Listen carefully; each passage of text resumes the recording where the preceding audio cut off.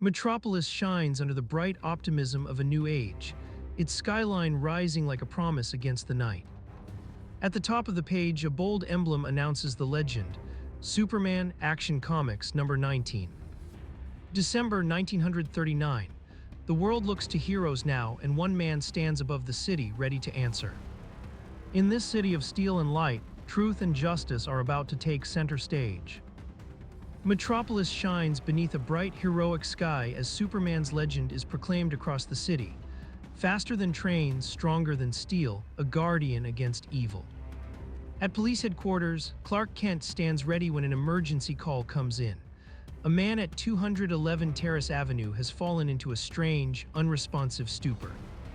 An ambulance is wanted at 211 Terrace Avenue. Step on it. Mind if I tag along? Okay, Clark, but stay out of the way. The ambulance tears through the streets, sirens screaming, carrying Clark straight toward the start of a strange and startling adventure. Good Lord, look at him. He's a mass of purple, rotting blotches. Beats me, first case of its kind I've ever seen.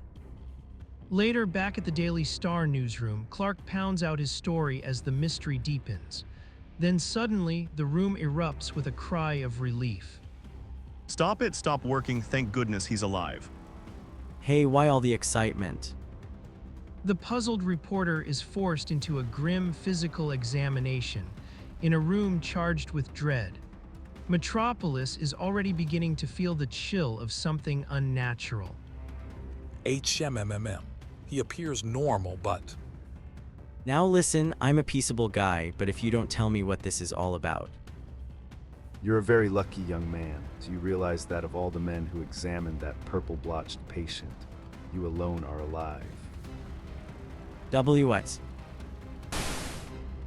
The only thing that saved me was my super resistance to disease. Then the new disease explodes through Metropolis like wildfire. People collapse in the streets, and fear drives the city behind locked doors and barricades.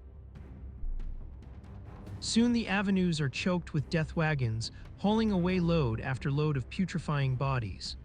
Horror grips the city as the Daily Star blares its urgent headlines. At Clark Kent's apartment, a friendly young scientist arrives with a theory about the gruesome plague. Hope flickers in the middle of the darkness. I have a theory regarding this gruesome plague. Would you care to hear it? Would I shoot? In Metropolis by day, hope gleams off steel towers. Yet beneath that bright skyline, an ancient dread is stirring again. If you check up on your history, Clark, you'll find that back in the Middle Ages, mankind was blighted by what was also known as the Purple Plague. It's my belief that we're experiencing a recurrence of that same disease. But what can we do about stamping it out? Clark is given a lead to a rare volume in the public library, one that may hold the key to saving lives. You'll have to wait your turn. An old gentleman who's been here frequently for it is reading it now. Very interesting. Yes, very interesting indeed. That young scientist, Henry Travers, has been showing too much interest in that volume. We'll have to do something about that, eh? Yes, Ultra, you will. Later, in Travers' laboratory, the answer begins to take shape as the plague germ is isolated and an antidote is within reach. But someone is watching, and the stakes for all mankind have never been higher. After Clark leaves, Travers works like a man possessed, feverishly chasing the serum through the long nights of Metropolis. Days drag on with delays, setbacks, and crushing frustration, but Travers refuses to surrender. In a lab lit by cold glass and stubborn hope, he pushes on. Then at last, victory breaks through the gloom. The antidote is found. Triumph surges through the lab like sunlight over Metropolis. But nearby, shadowy intruders close in, cutting Travers off in a sudden burst of violence. The struggle erupts, and Clark wastes no time. And in a heartbeat, Clark changes into Superman, Metropolis's shining guardian springing into action. Whatever's happening in that lab, the Man of Steel is already on his way. Shortly after, a strange figure leaps from Kent's apartment and vanishes into the night. Across Metropolis, the Man of Tomorrow becomes a streak of light, racing toward Travers' laboratory. But trouble has already struck. Thugs are hauling Travers away into the darkness. What the? It's Superman, get him, drop him. Superman wades into the terrified muscle men, hurling them aside as if they were bowling pins. Oh, they're flying through the air with the greatest of ease. The kidnappers scramble for their getaway car, panic rising as the hero closes in. He's catching up, what'll we do? Jam on those brakes and leave the rest to me. Metropolis holds its breath as a car skids to a violent stop, and danger spills out into the night. Get out, you. WH, what do you want of me? It's long chump. Stop. Superman plummets after Travers while Ultra's men vanish into the shadows, making their getaway. But in that breathless drop, the Man of Steel finds a lifeline, one hand snatching the ledge with iron certainty. Got you. Then with a burst of impossible strength, Superman rockets up the cliffside and beats the villains to the top. They made good their escape. Well, the important thing is you're safe. Metropolis still glows with heroic light, but inside a hidden chamber, danger and ambition simmer in the dark. But this is amazing. Who are you? Just a good friend of yours and of humanity. Wait, I haven't told you how grateful I am. Just throw all your energy into your work. That's all I ask.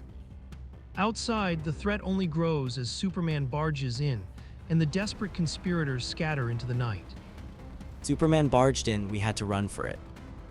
But we succeeded in killing Travers. Superman A, so he dares to interfere again. No freak of nature will stop me from achieving my goal.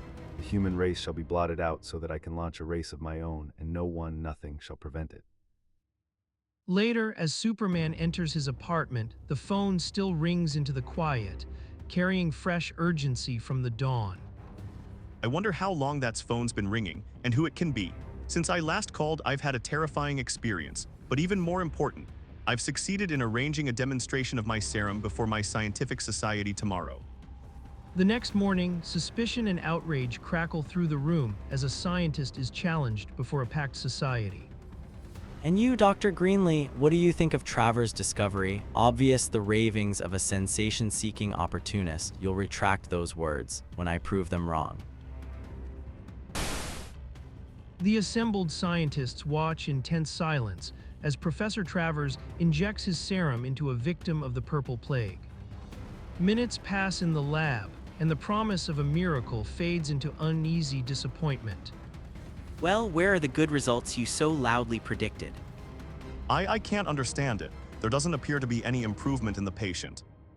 Travers' demonstration collapses into humiliation, and a chorus of boos drives him from the room. I'm ruined, disgraced. That evening, in desperate need of encouragement, Travers gets something far more dangerous instead.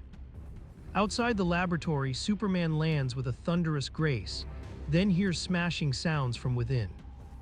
You destroying your instruments yourself. What's the idea? Metropolis glows beyond the windows, but inside this lab, the air is tense with desperation. A struggle erupts over a letter that could end a scientist's dreams forever. What's wrong? Have you gone mad? Get out of here, I'll smash whatever. Please, Up you go. put me down. Maybe this will shake a little sense into you. Stop it. A cruel dismissal hangs in the air, but so does a stubborn spark of resolve. Even disgrace cannot stop a mind determined to change the world. This letter will explain why I'm stopping my experiments, finishing them for good. Let's have it. A dishonorary dismissal from your scientific society. Buck up. Remember how Pasteur and other great scientists achieved results in the face of scorn from their fellow savants. Hope cuts through the gloom like sunlight over Metropolis. If the doors close, Superman will find another way, and he never abandons those chasing truth. Your ultimate goal is too important for you to permit yourself to be deterred by personal disgrace.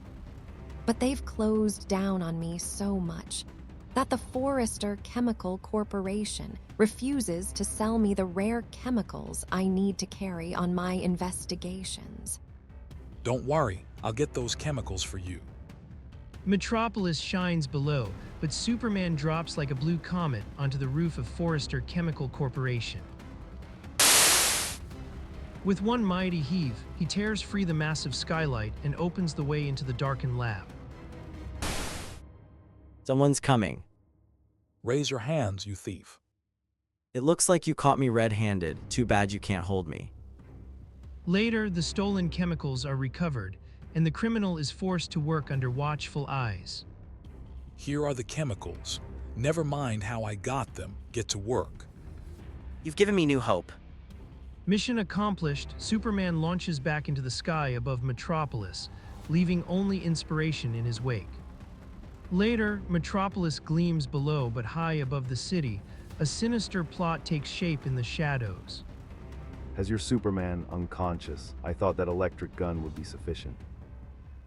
You are losing all willpower of your own. You can only do as I direct. Yes, Master, you will assist my men spread the purple plague. A fantastic airship of Ultra's creation wings over the city, carrying its cargo of purple death toward Metropolis below. Now seize those germ-laden tubes, toss them out. I will obey. But suddenly, Superman whirls, wrecking the ship's controls as the crippled vessel lurches into a deadly plunge toward Earth. Next stop for this plane, Eternity.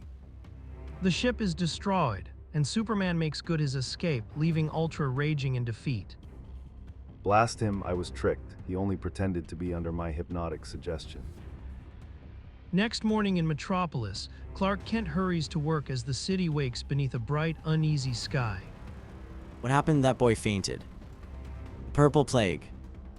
The crowd recoils in terror, but Clark strides forward and lifts the child into his arms. You cowards, leaving him just to lie there.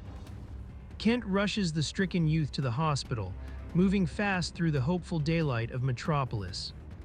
He mustn't die. He's my only boy and so young. Excuse me, I've got to make a phone call. Any luck, Travers? Yes, complete success. I've discovered my earlier error. In an empty room, Clark strips away his disguise and transforms into Superman, the Man of Steel reborn in a flash of power. I'll not harm him. What's this you've got with you? A child suffering from the purple plague. Quick, here's your opportunity to prove the new serum a success.